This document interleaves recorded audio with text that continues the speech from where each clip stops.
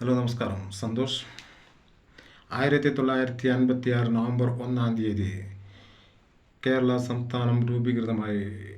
EMS നമ്പൂതിരിപ്പാടിൻ്റെ നേതൃത്വത്തിലുള്ള മുഖ്യമന്ത്രി ഭരണം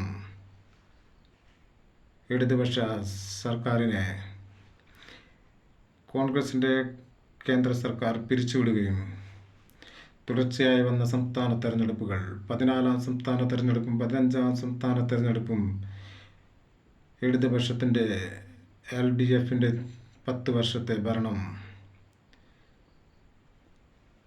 കേരള സംസ്ഥാനത്തിൻ്റെ പേർ BJPയുടെ NDAയുടെ കേന്ദ്ര സർക്കാരിൽ നിന്നും മാറ്റി കേരളം എന്ന പേരിൽ നാമകരണം. കേരള സംസ്ഥാന തദ്ദേശ തെരഞ്ഞെടുപ്പുകളിൽ LDF ഇടതുപക്ഷത്തിൻ്റെ ഭരണ പഞ്ചായത്തുകൾ UDF പിടിച്ചെടുക്കുകയും സംസ്ഥാനത്തിൻ്റെ 16-ാം തെരഞ്ഞെടുപ്പിൽ LDFൻ്റെ ഇടതുപക്ഷത്തിൻ്റെ 10 വർഷത്തെ വികസന നേട്ടങ്ങൾ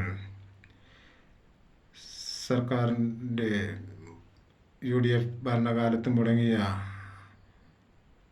ക്ഷേമ പെൻഷനുകൾ ഇടതുപക്ഷ സർക്കാർ 2000 രൂപയാക്കി നൽകുകയും ദുരന്തബാധിത സന്ദർഭങ്ങളിൽ സർക്കാരിൻ്റെ സന്ദർഭോചിതമായ ഇടപെടലുകൾ കേരള സംസ്ഥാനത്തെ ഇടതുപക്ഷത്തിൻ്റെ നേതാവായ VS അച്യുതാനന്ദൻ്റെ വിടവ് നികത്തി ഇടതുപക്ഷ നേതാക്കൾക്ക് 3ാമത്തെ ഇടതുപക്ഷ ഭരണം കേരളത്തിൽ നടപ്പിലാക്കാനാവുമോ? ഉമ്മൻചാണ്ടി കോൺഗ്രസ് സർക്കാരിൻ്റെ ഭരണശേഷം തുടർച്ചയായി വന്ന കേരളത്തെ ഭരിച്ച LDFൻ്റെ 10 വർഷത്തെ ഭരണ പോരായ്മകൾ ഉയർത്തിക്കാട്ടി കേരള കോൺഗ്രസിലെ പ്രതിപക്ഷ നേതാവായ VD സതീശൻ്റെ നേതൃത്വത്തിലുള്ള ടീം UDFനെ ഏപ്രിൽ 9 വിധിയെഴുത്തിൽ മാറ്റി ഭരണം നേടാൻ കഴിയുമോ?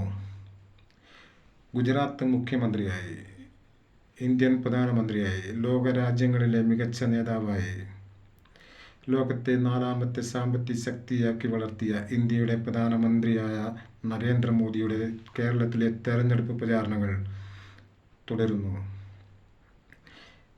കേരളത്തിലെ തെരഞ്ഞെടുപ്പ് പ്രചാരണത്തിൽ തൃശ്ശൂരിൽ നിന്നും ആദ്യമായി ഒരു MP-യും കേന്ദ്രമന്ത്രിയായി സുരേഷ് ഗോപിയും, കേരളത്തിലെ തിരുവനന്തപുരം ജില്ല BJPയുടെ NDAയുടെ കോർപ്പറേഷൻ ഭരണത്തിൽ കേന്ദ്ര സഹമന്ത്രി ജോർജ് കുര്യൻ മത്സര രംഗത്ത് തെരഞ്ഞെടുപ്പ് പ്രചാരണങ്ങൾക്കായി. ഇന്ത്യൻ പ്രധാനമന്ത്രി ഏപ്രിൽ 4 കേരളത്തിൽ തെരഞ്ഞെടുപ്പ് പ്രചാരണങ്ങൾക്കായി എത്തുന്നു. 890 സ്ഥാനാർത്ഥികൾ മത്സരം രംഗത്ത്. ഏപ്രിൽ 9 വിധിയെഴുത്ത്. മെയ് 4 മത്സരഫലം അറിയാം. എൻ്റെ വീഡിയോകൾ കൂടുതൽ കാണുന്നതിന് വേണ്ടി ലൈക്ക് ചെയ്യൂ, ഷെയർ ചെയ്ത് സബ്സ്ക്രൈബ് ചെയ്ത് സഹകരിക്കൂ.